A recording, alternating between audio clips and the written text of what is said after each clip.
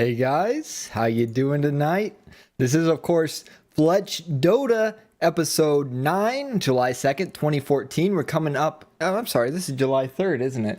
I forgot to change the date and I read the date off of my dashboard. This is actually July 3rd, 2014. I did change the episode number, episode 9. So it did go out on Twitter, at least it's episode 9, but it told everybody it happened yesterday. So that's unfortunate, but you can't edit Twitter posts.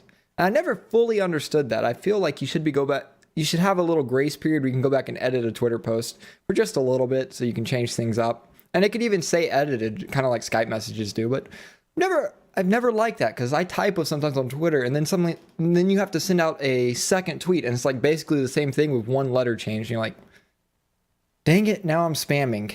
But we are July 3rd, 2014. I was about to say tomorrow, July 4th, Independence Day for those of you in the United States. For everybody else, go watch Independence Day the movie and you'll basically know what happened 200 years ago for us here in the United States. It's our birthday and aliens attacked and Will Smith saved us all. Everybody was saying thank you Will Smith in the chat. Thank you Will Smith. Now Will Smith, not to be confused with his son who doesn't think eyes are real. He certainly, I think, is a bit more of a grounded fellow. You might know him from the superhero that he is. You know, he's a little bit drunken, but I think he reworked his image and we found out. Well, I don't want to spoil that movie for those of you who haven't seen that, but that's probably my favorite superhero movie of all time. If you don't know what I'm talking about, what is that movie called? I gotta remember it now. I completely blanked on the name. It's I think it starts with an H. Somebody help me out. What movie is shoot? No, the one I'm thinking of that starts with H is Hitch, another Will Smith movie where he hooks people up with girls. I cannot remember for the life of me what the superhero movie's called. And nobody's helping me out. This is unfortunate. So we are going to move on, of course, from this, and I'll get back to it, and I'll keep you updated. I'm sure somebody's yelling at their screen, and it's like, come on, type it to me, guys. I can't hear you. Hancock. It did start with an H. Okay, so I'm not insane. All Will Smith movies start with an H. But, of course, starting off episode 9, what episode would be incomplete except every episode after, what is it, the 24th? Or is it the 21st? It might be the 21st. I've actually got the full schedule. Let me scroll down real quick. Yeah, the 21st. So what episode would be complete except every single episode after the 21st without a compendium update? We want to know what the prize pool is up to for TI4 coming up here in just a couple of days. I've been saying July 18th, but July 18th is the main event. The actual Phase 1 starts in just a few days. July 8th, I believe it is, for Phase 1, 8th and maybe 9th.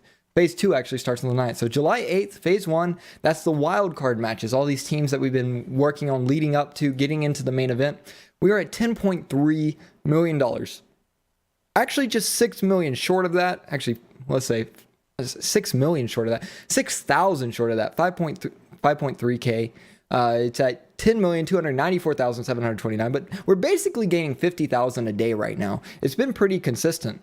I'm wondering if this is going to actually stay the same because we just had a big update come out for Dota 2. Now, I had it scheduled to tell you guys some international news because some VIP emails have started to being leaked where the people with the VIP passes are getting their information on the scheduling. They actually got scheduling before everyone else. But it turns out it wasn't very much before everyone else because same day release of the VIP email, we actually have an update on the Dota 2 blog. It's just the emails went out first before they finished formatting the blog. So what I was going to go over was one of these released emails and that the matches start every day at 9 a.m. And I was like, oh yeah, 9 a.m. guys, we know when to watch. Now, of course, that's 9 a.m. Pacific time, which is 11 a.m. for me here in Central Standard Time, which comes out to be about, let's see, that's plus 7 for CET. So that'll be 6 p.m. or 1800 for Central European Time. And I'm sure all of you European fans out there know what CET is because that's pretty much what every single European tournament's hosted in. Now, for you Asians, I'm going to try and get this right. I haven't cast an Asian tournament in a while, but I'm going to try and hit Singapore time on the dot. I think Singapore time is exactly 11 hours behind me. So it should be midnight Singapore time. But I could be off on that. So anybody from Singapore, go ahead and, or even the Philippines, somewhere around Singapore that uses Singapore time, be sure to check up on that. But it's 11 p.m. Central Standard Time or 1800 CET. which is Central European time. Now, actually, is that Central European time or is it Central European Standard Time? I don't know if it's CEST or CET right now. And there is a distinguishment, of course, for daylight savings, which I think is ridiculous and outdated. I think we should just put the whole world on one clock. Let's just have world time. And of course, it would be Texas time because Texas is right smack in the middle of the earth. If you look at a globe and you look at Texas, we're right in the middle. Europe's way over to the east of us. China's way over to the west of us. And here we are sitting right in the middle of the United States, which is, of course, the center of the earth. Just kidding, guys. I understand time zones. They have their place. You want to wake up when the sun rises and not be like 6 in the afternoon and feel terrible about yourself. You actually want to start off your day at like, man, you wake up and the sun's rising and you're like, oh, wow, it's 4 in the morning. I'm freaking amazing. I'm up so early. I'm so motivated to work. And you go about your day as a farmer, you know, because that's what daylight savings time is for, rotating the hours around the farmer's schedule, who, of course, traditionally gets up when the sun rises and goes to bed after the sun sets. So there you have it, your little brief introduction to the daylight savings time. But that's basically the time of the international. Now, I was going to talk about that. That was basically all that was released from the VIP emails. And then Port actually dropped me a link right as the show was starting. The website for TI4 is actually up. I checked right before the stream, literally, probably about 6:30. I was looking on the Dota 2 blog to be sure there wasn't a website up, and he messages me right about 6:50. So the show, of course, starts at 7. The website's up. So it's up now. That's actually, you can get to it from the Dota 2 blog. If you go to Dota2.com, right there at the top, it says it's happening July 3rd, 2014, from the Dota 2 team. The international draws near. All around the world, players and spectators are preparing themselves for the battle to come. It all begins next Tuesday the 8th with the start of the playoffs. And of course, it goes on to talk about something very special, which is why I said we might progress it a little faster than 50,000 a day because of this specific update. They have released compendium level gems and emoticons. Now, of course, Copper requires a level 1 compendium, which means you participated in the pool. Everybody gets to be Copper. This is the same way as in StarCraft 2. You get to be a Bronze League scrub. I think I was the bottom of Bronze League, and I don't think I won a single game. But that's all I needed to do is play the game, and I was Bronze. Bronze, of course, is level 10 in this, so you can be Copper. You don't necessarily make it in a Bronze League for free in Dota 2. It's a little bit more difficult than StarCraft 2. Silver, level 25, gold, level 50 compendium, platinum, level 100, which I've actually achieved, but now here's the big kicker. Diamond level gems and emoticons will be level 500 compendiums, and you're going to have a race for level 500 compendiums. I've seen a lot of level 300s, a lot of level 200s, but there wasn't much reward beyond the immortal items, and most people usually got the rare immortals from hitting around level 200 to 300. So the people who are immortal hunting got all their immortals well before 500, but now they're going to go after that diamond level gem and emoticon, as well as the platinum, gold, silver, bronze, and copper ones that come with it. And that means we're going to have a lot of level 500 compendiums coming out, which is a big boost to the prize pool. And I think this is pretty smart for Valve. Instead of just releasing more stretch goals, release a compendium update. A little bit different. You don't have to worry about stretch goals anymore because that's kind of tacky if you just keep stretching it out. But this is an excellent way to do that. I really like this strategy to bring in more dollars to the TI4 prize pool. Along with that, if you go actually at the top of the blog post for it's happening, there's a link that says visit the international website. And this is what I was talking about, the full release of the actual website. If you actually click that, I'll go ahead and throw that up on the screen for you guys right over here. Here's what it takes you to, and this is the full schedule. Tuesday the 8th, we start off with the playoffs, Phase 1, wildcards, and the solo championship. These aren't the same thing, right? We actually having the solo championship on day 1? That's pretty exciting, actually. I didn't know that. I didn't notice that the first time, too. Then we'll have, of course, Phase 2, Phase 3, and here's the main event on Friday the 18th. It does say all broadcasts start at 9 a.m. Pacific Daylight Time is what PDT stands for. I of course call it just Pacific time for short, but that's what I was talking about. It's 11 a.m. my time, 9 a.m. Seattle time. And of course, right now, as I'm speaking, is 7 p.m. or 1900. So 10 hours. Is that right? 10 hours before right now? No, that's not right, is it? 8 hours before right now. I don't know why I just said 10. I think it's because I was thinking of 9 a.m. and it's like, okay, 9 a.m. would have been 10 hours. 11 a.m. So 8 hours before exactly right now is when the international will start, whatever time zone you are in. Of course, if you're watching this on YouTube, you won't have that flexibility to just calculate your direct time right now. So you'll have to look it up, 11 a.m. Central Standard Time. Now, here's the big thing, the prize pool split. This is very important for Dota 2, and there's a few reasons why. First of all, first place, almost 50% still goes to first place. Not quite 50%, so we don't have that $5 million in the first place, which is what's required to have $1 million going to each player of the team. Now, second place, $1.3 million. Second place is not quite past TI1 earnings, but it's still over $1 million. Third place, almost at $1 million as well. And the big here, 13th and 14th place get $20,000 apiece. Now, this may not seem like a lot when you look at $10.2 or $10.3 million in the total prize pool. But when you look at $20,000 for your team just for participating, it means you spent a week in Seattle and you got $4,000 apiece. $4,000 as a week's pay is sustainable, well sustainable for an entire month even. A lot of people, $4,000 for a month is very good pay in many places in the world. And that means that as an esport, the fact that you're getting paid for your time, regardless of if you win or lose, means you can do this as a job, even if you're one of the lower teams. You don't have to come in first to make this a full-time commitment. That's what has to happen in every tournament. And you're like, well, you don't want to pay people for losing, but you need to pay people for spending time in something, or they're not going to be able to afford investing their time in it. If they go home with no money every single time in a tournament, you can't invest time with Dota 2. You have to get a real job to pay for your food. People have to eat. And that's what's so important about this prize pool split that we haven't seen in esports. But if you look in all the real sports out there, the losers still are getting paid. For example, for you Americans out there, look in Major League Baseball.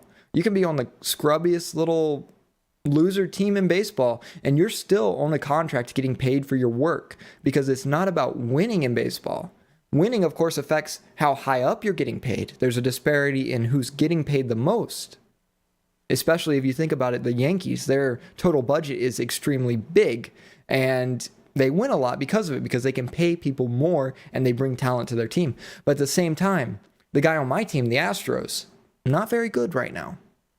But they're still getting paid money. They're still getting paid to work so they can keep playing baseball. They don't have to work as plumbers or electricians or computer repairmen on the side to sustain their baseball habits or hobbies or just what they feel like doing at the time. And that's what we need in esports, and this is the beginning of it. We've got 13th and 14th place. Now 15th and 16th place not getting any money.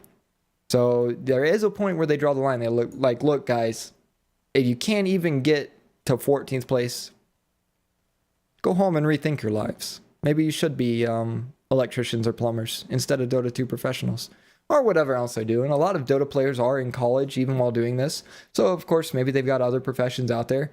And we'll have to wait and see how things turn out for a lot of these lower teams that come out. A lot of times you see them just straight up disband because they get so demotivated from losing such a big event in front of so many people. But hopefully, with the earnings coming out all the way down to 14th place, most of these teams stay organized and motivated following up TI4. At least that's what I'd like to hope. Now, along with that, the Playoffs Phase 1 page has been released for watching, complete with a bracket and all the match schedules. So there is I'll go ahead and throw the link actually into the chat right here. And yes, Jeebus, they used to, but now that professional sports have become more mainstream, that's what allows them to be mainstream, is because these people do it for a full-time job. Here's the actual website though for you guys watching July 8th, which is in 5 days now, so just next week. Playoffs Phase 1. The stream, there's a nice little stream navigation option, everything. It looks like there's going to be a little television part. I wonder if it's going to have the chat built in. I don't know that they're going to list all the sponsors for the different streaming sites, but I'd hope to see this on maybe at least 3 different platforms. I'd like to see this on at least Dailymotion and Twitch. I think those are very strong platforms right now in esports. People make fun of Daily Motion, but those guys are investing a lot of money into esports right now, and it's important. It is absolutely imperative that Twitch receives some sort of competition in the esports scene. Because if you don't have competition, you have stagnation. You don't need to compete to survive, which means you don't have advancement anymore. And without advancement, we don't get a better quality product in the end. And if esports doesn't get better quality on their production, it's not going to go mainstream. Because if you compare an esports production to something you see on your television, there is a large gap. Something might be very good on the internet, but if you look at what's on TV, not even close. And that is the big disparity that needs to be corrected in order to get this on a channel like ESPN. You need a professional product to sell to professional companies. And we don't have that yet. But esports is young. We have time to grow. And if you look at the beginning of sports broadcasting, that was not a professional product either. In fact, still at the levels of, say, high schools playing sports, you have the guys getting into broadcasting. They don't put out the top tier professional product. They put out what esports has right now. So we need to get up to the college level, which we're starting to do with a lot of the big organizations. And perhaps eventually we can get up to the national level of sports where the top tier broadcasts are. And that's what we'd like to see. That's what we need to see for esports to really take off for everybody, which means then we can actually start to respect ourselves as professional Dota players. You can come out of the closet that is the hiding place of many esports pros. There's, you go up to your friends. What do you do for a living? Oh, yeah, man, I've been working construction 12 hours a day. What do you do? Oh, I play video games. That's people. A lot of people are ashamed to say that. But at the end of the day, you need to recognize they're not just playing video games. They are working hard to be the best at something that they love to do. And it's about the passion, it's about the motivation, and it's about the drive to excellence, more so than actually what they're playing. It wouldn't matter if they're playing tennis, if they're bowling, if they're playing football, if they're playing baseball or basketball, or if they're playing Dota 2. It's about the motivation behind it and how hard and the effort they put in and being rewarded for that effort, and the execution that you see as the fruits of their hard work. And so it's exciting to see things grow, and I have like a clear picture in my head of where I would like them to continue growing. That's the important thing, is we never stop growing, and for that we do need competition. That's why I mentioned Daily Motion. The fact that they're investing millions of dollars into esports growth and that they're being involved in the Dota 2 scene. I actually got into casting barely in Twitch, and then I made my biggest cast on Daily Motion. Daily Motion even added a chat. They did not have chat when I first started casting on Daily Motion. They added a chat because people were asking for chat. They built a chat client, and it was like the crappiest thing in the world, but it worked. People could talk to each other. The emotes were the size of my head, but you could talk to each other, and you could spam the little emotes. It was like the emoji emotes from iPhones, but you could spam them at each other, and everybody could talk and have fun while they were watching the games, and it was great. I had a great experience with Daily Motion. So don't knock Daily Motion too much. They're a fledgling in esports broadcasting, but they're working at it, and they will grow. And if they grow, they provide competition, and competition means everybody has to grow to keep racing ahead of each other until everybody's up here at the top. That's what we want. We want everybody at the top. So good luck to everybody going into TI4. I want to see at least 4 websites casting TI4, I think. I don't want to see it all on Twitch. As much as I love Twitch as a site, I don't want to see it all on Twitch, because that means we have a monopoly on Dota 2, and we don't want a monopoly. We don't want that. That's never a good thing. Along with that, I've got to talk about something with esports that I kind of didn't want to talk about, but I guess it just keeps popping up, so I guess I've got to mention it to everybody. A couple days ago, I noticed a little ruling. Everyone was making a big stink because the what's the official name? IESF. It's like International Esports something. International. Where's the full name of it? It's something from Korea. International Esports Federation from Korea was putting out a world championship in a few different tournaments. And it wasn't like it was the biggest tournament in the world or anything, but it was for a bunch of different countries, and they included Dota 2, Hearthstone, I think StarCraft, and maybe one other game. I think it was like Street Fighter or something. It was a fighting game. But the International Esports Federation in Korea put out a tournament, and part of it, what caused the stink, is that the Hearthstone qualifier, and this is why I didn't mention it, because it was specifically Hearthstone that people were upset about. Nobody really cared that the Dota 2 tournament was the same way. It was really Hearthstone. But the Hearthstone tournament in Finland put out the thing, it's open to Finnish male players, and people were really upset. Like, oh, why only male players? Finland's sexist. They don't like female gamers. And really, it was the federation in Korea that had separate leagues for male and female, because they wanted to be like real sports, which have separate things for male and female. Now, the problem with this, and this is what we got to get into. The problem with this is that in a lot of the athletic sports, you have a strength disparity with men and women. Now, a lot of women out there will instantly get upset at this comment. And they will say, there's some women that are stronger than some men, and some men that are stronger than some women. But that's not what we're talking about. We're not talking about outliers. We're talking about the statistical average, that if you take the strongest man and the strongest woman, there is a disparity. And that disparity is prevalent in professional sports, because you don't have me playing professional baseball or professional football. You have the strongest and the fastest man playing professional baseball and professional football. And if you put a woman in that competition, it would not be fair for her, because she would not be able to compete with any of them. And so what we do is we've always segregated the professional sports to allow them time in professional sports. It's a protection. It's not sexism as much as a protectionism of the fact that we want them to be able to enjoy professional sports as well. And it would either be forcing them to play on a team, and then it's like, if the only reason you got on a team was because you were a woman and they're filling the woman gap, that's more sexist than just allowing the women to compete with women and the men to compete with men. Now, in esports, I don't think there's an issue with it. It should never be needed, because there is no strength disparity when you're talking about a computer screen and a keyboard. And there might be statistical measures about reaction times and other things that people can argue over, but overall, I don't think there's any problem with a woman gamer competing on equal grounds with a male gamer. Now, people talk a lot about female gamers in Dota 2. Why aren't there any professional women gamers?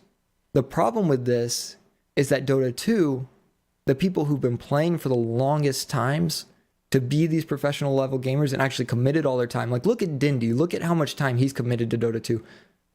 Name a woman who's committed as much time and as much effort into Dota 2 as Dindy, and you won't be able to. But you can name a lot of men, because they're all on tier 1 teams right now.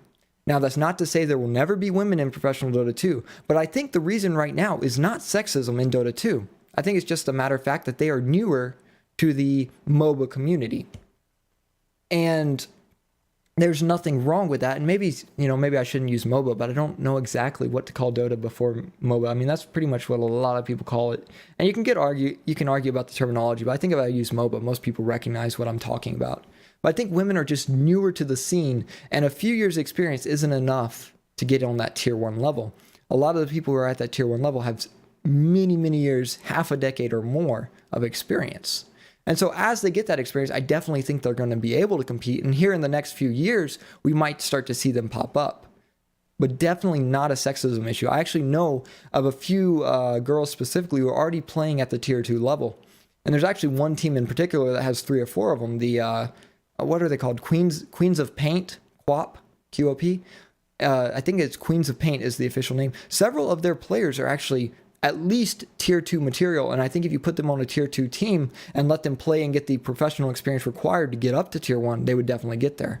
I've played with a few of them in pubs, and they definitely have the skill level and experience.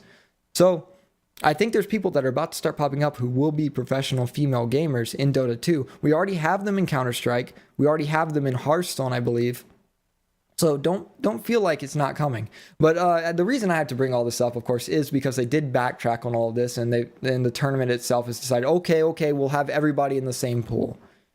But at the end of the day, I wonder if this doesn't just hurt women, because now instead of having a prize pool specifically for some women to win, they're competing in the whole pool. And again, I talked about, even though there's no disparity in strength, the time played is still there. And so hopefully this doesn't affect overall, but we'll have to see. We'll have to see what this means for them. And like I said, I mean, there's been a few female Dota tournaments that have caused a bit of a stink as well. And I think people beat this to death that, oh, there's race or sexism in esports, but I really don't think there is. Yeah, it's Paint as in the program Paint, guys. Queens of Paint. Great people. One of them, actually, probably one of their best players, is a South African woman, and she's probably the best player in South Africa, which I don't know how much that means to many of y'all, because South African Dota is pretty broken. But at the same time, she plays in European tournaments and dominates. And she's definitely of the caliber to go at least semi-professional and maybe later on into professional Dota. So exciting to see the growth, and don't think it's not going to happen, and don't think it's sexism holding them back. I think it's just time and effort that hasn't been invested yet. But as we're going into year 4 now, people that started in TI1 are going to start popping up in the scenes. Expect them, because it takes about 5 years on average to master something. That's what people have always said about anything you set your mind to. If you put effort into it for about 5 years, you should have it mastered. That's why we do 4 years of college, and then they hire you on at an entry level and then bump you up a year later, because you got that 4 years of training, and then you got that 5th year to master it in a real world environment. And that's what you expect out of Dota players as well.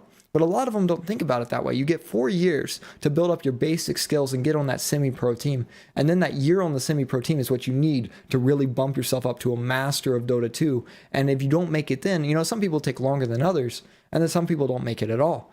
But it's going to take about 5 years on average for all these people. And a lot of women just don't have that much time into Dota 2 yet. Or a lot of them play it more casually. I think women on average might tend to be inclined to more casual styles of play. And that's just a personal feeling. There's no statistical evidence behind that. It's just the women I've encountered on average tend to think that way. I've met a few that are very competitive, but a lot of them aren't. And that's okay. Men tend to be, you know, more in your face and very competitive all the time. This is real world in Dota 2. I think everybody understands that. Also, kind of on that note, we'll keep going into esports. CIS, guys. I talked about CIS. They had their 4th try this morning. It was successful. So here, going into TI4, we have all the teams approved with visas, and they will be headed on their way. CIS will be coming to the US. All of their players got accepted. Really great job to hear from this. I mean, June even spoke out. 4th try, everyone passed. When I found out the visa was approved, I was almost in tears. The officer understood Dota 2. All his questions were about Dota 2, asking me my ID and when our team was made. Thank you for everyone's prayers and everyone who helped out. Except we haven't practiced for 10 days. Got to go back and practice. So we hear from June, and this is what I talked about in the article yesterday, which is really cool to see. Instant follow-up to that article. The guy talking about going to the office really depends on who you get. Some of them will understand, some of them won't. And it's just luck of the draw. This time they drew right. It's the roll of the dice, and the 4th time was the charm. They got somebody who actually knew what Dota 2 was, and he was like, yeah, guys, go do the international. That's great. So good job, CIS. We got a tweet coming out from Black. Now, June said 10 days.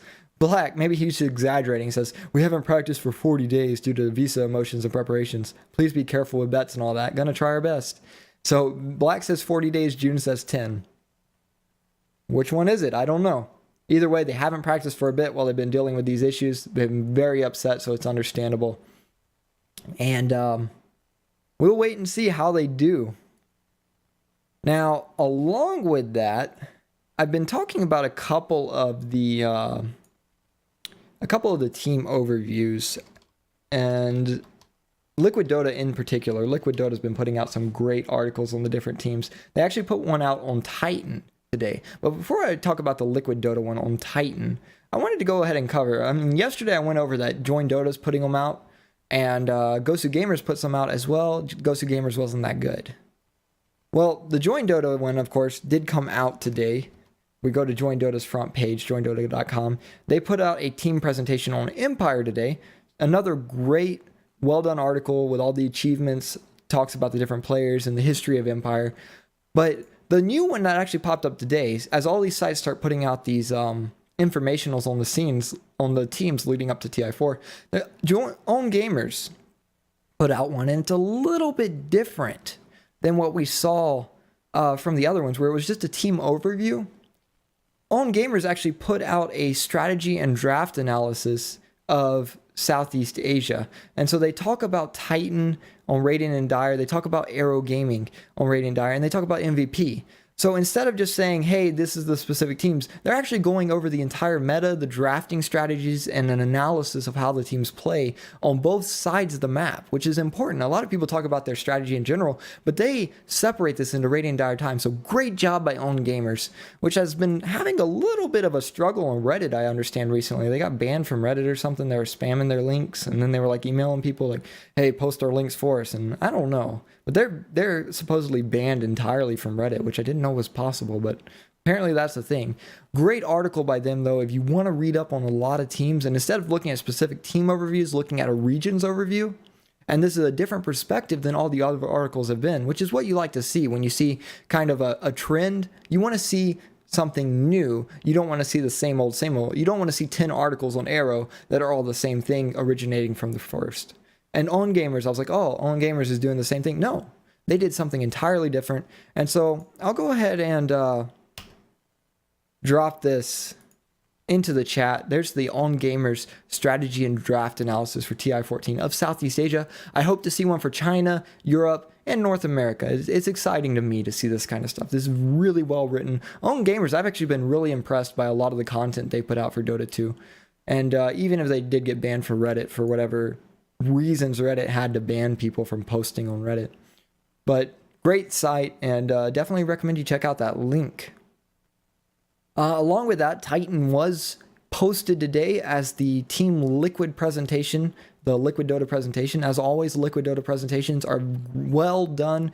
They go over all of the individual players. We've also got the gameplay of Titan. So for those of you who don't know much about Titan but are looking to learn about all the teams so you can make proper predictions going to TI4, if you just want to soak up all the Dota knowledge possible leading into the International, which is of course the biggest event of the year in Dota 2, and you want to be able to converse with your friends and actually know what you're talking about, then of course stop by Liquid Dota, and I'll go ahead and throw that for you guys. There you go, Liquid Dota's link. And the final one I won't be going over the Ghost of Gamer ones, as I mentioned. Those just aren't up to snuff.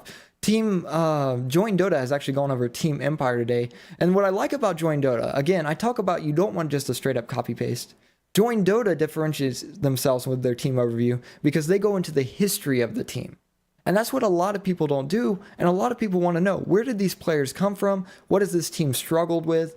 Why are they together today? And why should I cheer for them? Join Dota has done a great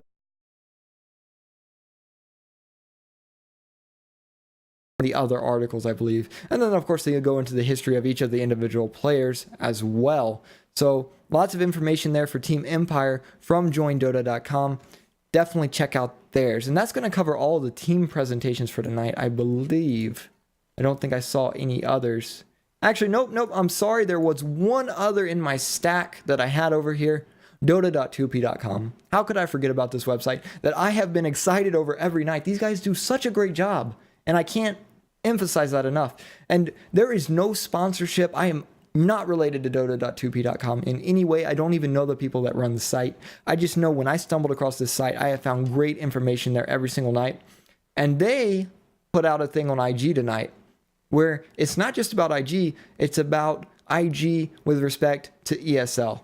So great job by them. They really talk about the entire ESL experience as they went through ESL. So for those people who haven't had enough of ESL yet, there's really the full details of the trip, including the experience with IG and behind the scenes information, as well as lots of cool little pictures of all the different players. So check it all out. And he specifically, this is what caught my eye. During that match, I paid attention to the behaviors of some of the players, especially Invictus Gaming. Despite what some people say on forums, the players are very close to each other. They seem to be very good friends. Here's what I noticed about each of the players. Chuan, he's a very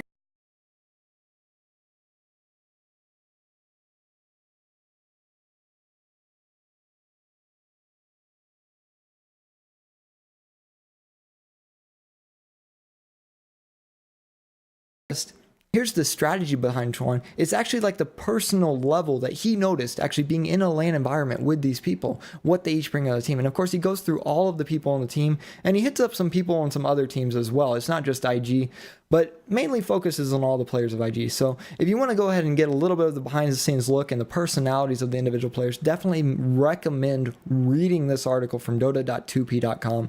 And I will throw you guys the link right over here. So there you guys go. That's the final team overview for tonight. Did my mouse just die? I think my mouse just died. Nope, it's back. My mouse tried to die on me for just a little bit. Now, big news from Dota2.com. And I want to talk about this. This is something very important to me that I noticed as soon as the leaderboards came out on Dota2.com. The very first day leaderboards were out, at the top of the leaderboards, I think it was dving.ru,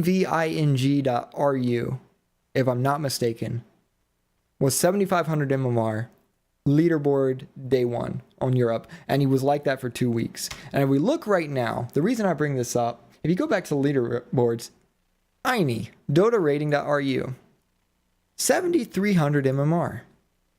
Now this is important, because if you went to dving.ru, it was an MMR selling website. MMR boosting became a prevalent topic among all the Dota forums as soon as MMR became ranked. People are starting to buy 5k plus accounts. And if you go to dotarating.ru, guess what they do? They sell MMR. Now this is important for a couple of reasons. One, people try and get better to boost their MMR.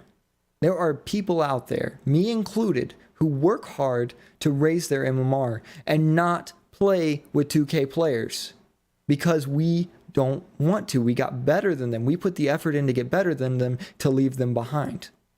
So we get up into the 4Ks and you deal with those 2K players on a bought 4K account. You can't escape them now. This is why account boosting has never been a good thing, even though the people doing it think it's a good thing because they're getting money from it. Now, the second reason for this, and probably the most important reason, is because you have people with 5K accounts now who say, hey, I'm looking for a team. And it used to be, you could say, hey, if your win rate's 55% or above, you know, we'll consider for your team. And then it was, hey, if you're in the 5Ks, when ranked MMR came out, we're recruiting for a team. You could set a baseline because the MMR worked as a baseline for, they have at least this skill set and they're ready for team play. You no longer have that baseline. Now you're trying out people with 5,500 or 6K MMR who have no idea about Dota 2 because they're a 1900 player with this idea in their head that they're better than they are. And they will ruin the scene when teams are looking for months and all they get from forums is garbage players with bought accounts. It destroys motivation. I know how hard it is to build a team. I've worked through that many times before. And players fall apart constantly, and now you have these garbage tier players in the pool of potential prospects for your team, and it just muddies the water altogether. This is a big plague on esports, and I don't know exactly how you get rid of it, but it's something Valve certainly needs to address. Now, they've tried to address this with a few of the restrictions they put to deal with MMR boosting and how it happens. But realistically, what do you do at the end of the day? So I don't really have the answer, guys, and maybe some of you do, and maybe you could submit it on the Dota 2 the forum actually for. Let me see if I can remember what the Dota 2 forum is for. Dota 2 dev. It's like dev.dota2.com. dev.dota2.com. Let's see if that's still a thing. Yeah, dev.dota2.com. That is the developer forum for Dota 2. I don't know how much they still check that, but that's the website I was first given when I was accepted into Dota 2 beta. And I used to go to it all the time. And actually, something really interesting, when they did read the forum, they actually responded to a lot of this stuff. I actually posted in the art forum because Sven used to turn a little bit red when he used his ultimate at the beginning of Dota 2. But it was really hard for me to tell that he had used his ultimate. I said that. And now there's so much more that goes on.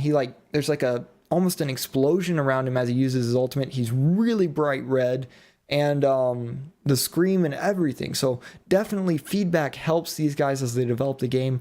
Valve is one that actually responds to community advice. So if you have an idea on how to deal with these people botting up their MMR, certainly post it in these public forums. I know Valve responds to Reddit stuff. There was something on Reddit that got fixed the other day. I think it was actually Lena's boobs is what I saw.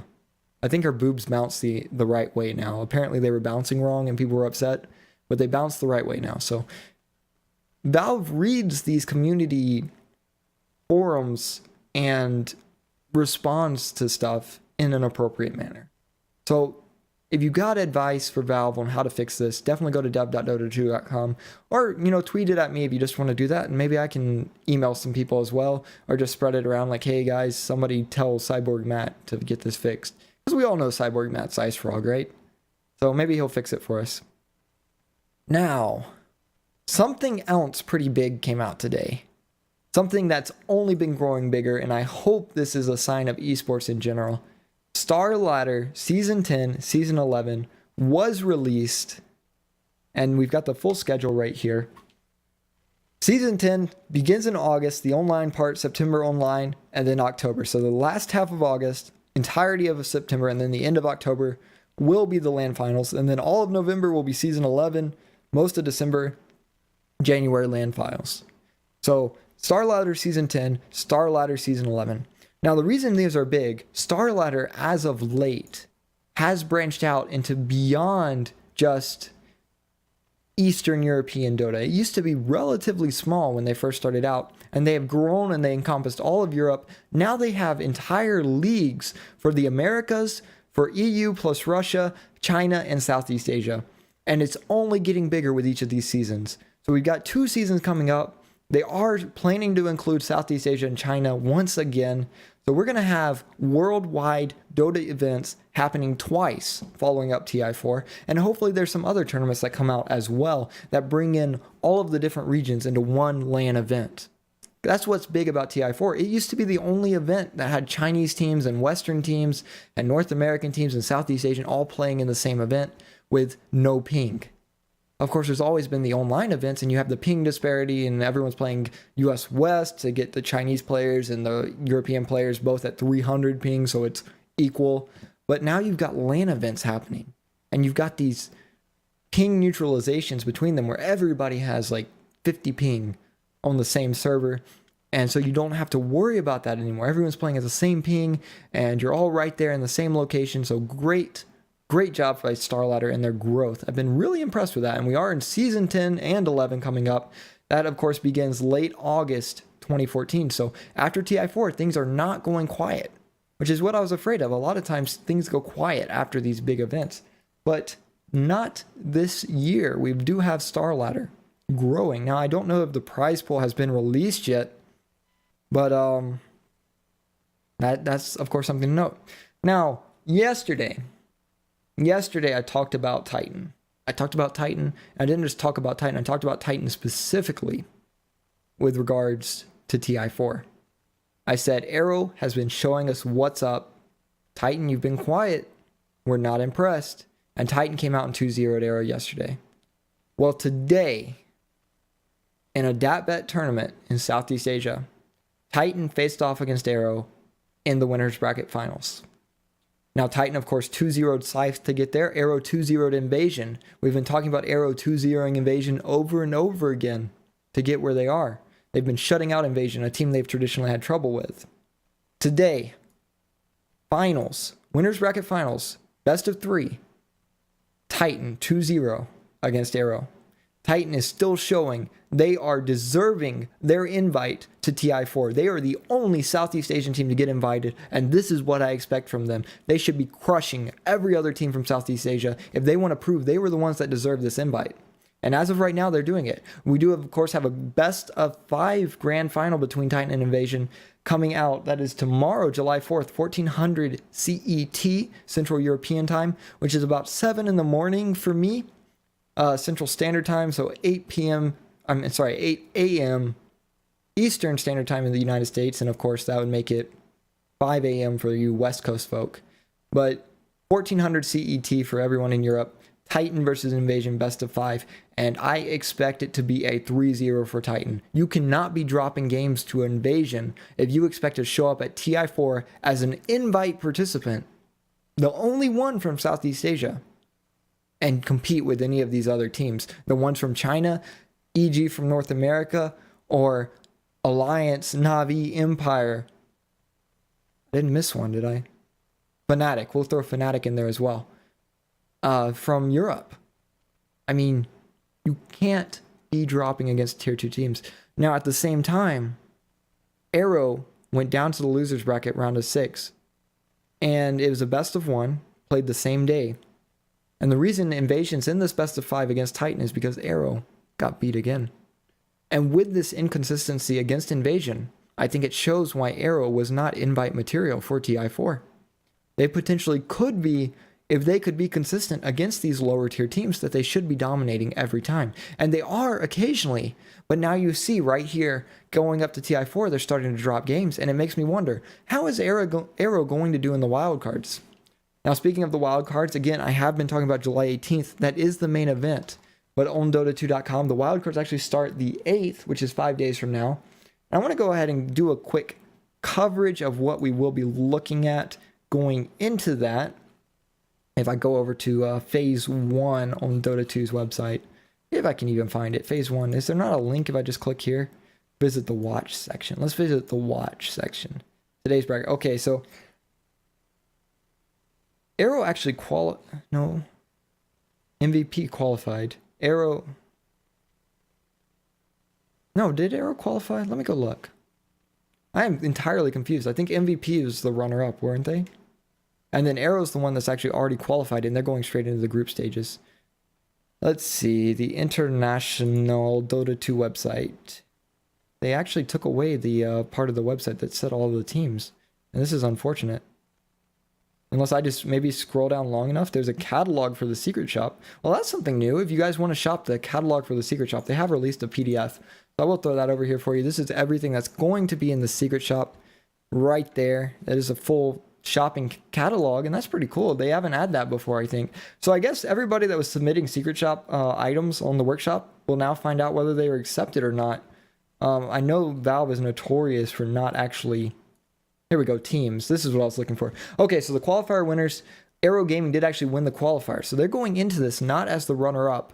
MVP is actually the runner-up who's going to play on the 8th. So Arrow won't be playing till the 9th, if I'm correct. They should be playing on the 9th. And so we will see how they do.